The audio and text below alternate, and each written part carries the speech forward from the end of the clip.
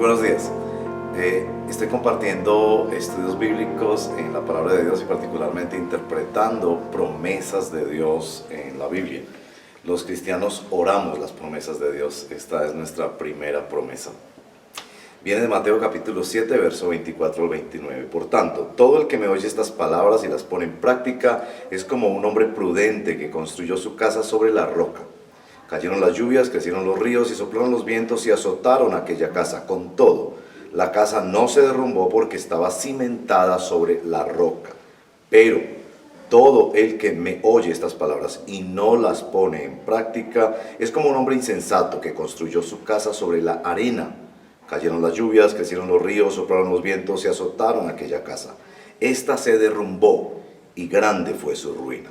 Cuando Jesús terminó de decir estas cosas, las multitudes se asombraron de su enseñanza, porque les enseñaba como quien tiene autoridad y no como los maestros de la ley. Bueno, yo quiero compartir también un poco cómo estudio yo la Biblia. Y una de las cosas que yo noto en la Biblia son unas palabras claves que hay en el estudio bíblico. Por ejemplo, nota esta palabra pero aquí. Esa palabra nos indica un contraste. Hay un gran contraste que Jesús está presentando. Contraste entre personas que han construido casas. Mira, aparece muchas veces la palabra casa. La palabra casa, aquí la palabra casa, aparece 8 veces la palabra casa. Porque la casa refleja todo lo que nosotros somos. No solo en lo material, sino también en lo espiritual, en lo emocional y sobre todo en lo relacional. Y ese contraste que Jesús hace, lo hace entre dos personas que Él llama el hombre prudente y el hombre insensato. Un gran contraste entre estos dos personajes. Y esos contrastes son muy importantes cuando leemos la palabra de Dios. Aquí nos está marcando el contraste de la palabra pero. El hombre prudente e insensato se diferencian no porque oyen la palabra de Dios. Y eso es muy interesante porque en ambos casos todos oyeron estas palabras. El prudente oyó estas palabras y también el insensato escuchó estas palabras. Pero la gran diferencia está en que el prudente las puso en práctica, mientras que el insensato no las puso en práctica.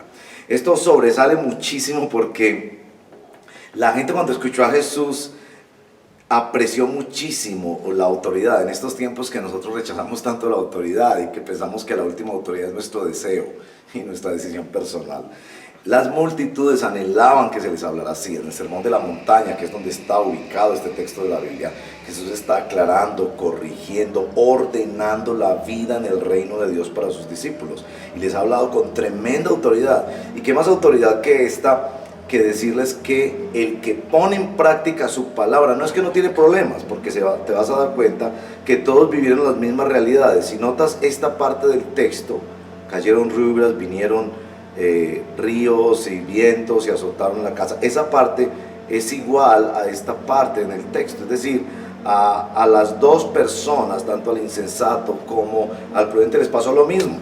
Vivieron realidades de la vida, pero la promesa de nuestro texto está en que a la casa cimentada sobre la roca no se derrumbó, mientras que la casa que estaba cimentada en la arena, es decir, en la desobediencia, en escuchar pero no hacer, se derrumbó y fue grande su ruina. Bueno, esa es la gran diferencia. ¿Cómo se construye la vida? ¿Basada en la palabra de Dios o basada en lo fácil, lo afamado, lo que es coherente con el mundo pero no es coherente con Dios? Y bueno, ¿cuál es la promesa para hoy? Porque quiero estudiar la palabra de Dios contigo y hablarte de las promesas de Dios, porque los cristianos oramos las promesas de Dios. Las promesas de Dios son el lenguaje del pacto. Las promesas de Dios son el lenguaje de la oración del cristiano. ¿Cuál es la promesa? La promesa que se da aquí es que cuando tú pones tu oración sobre la palabra de Dios y pones tu acción sobre la palabra de Dios, no vas a ser derrumbado por todas las circunstancias, buenas o malas, tentaciones o aflicciones que vengan sobre tu vida. Y aprendemos a orar las palabras de Dios y las promesas de Dios precisamente por eso, porque esta es una promesa condicional.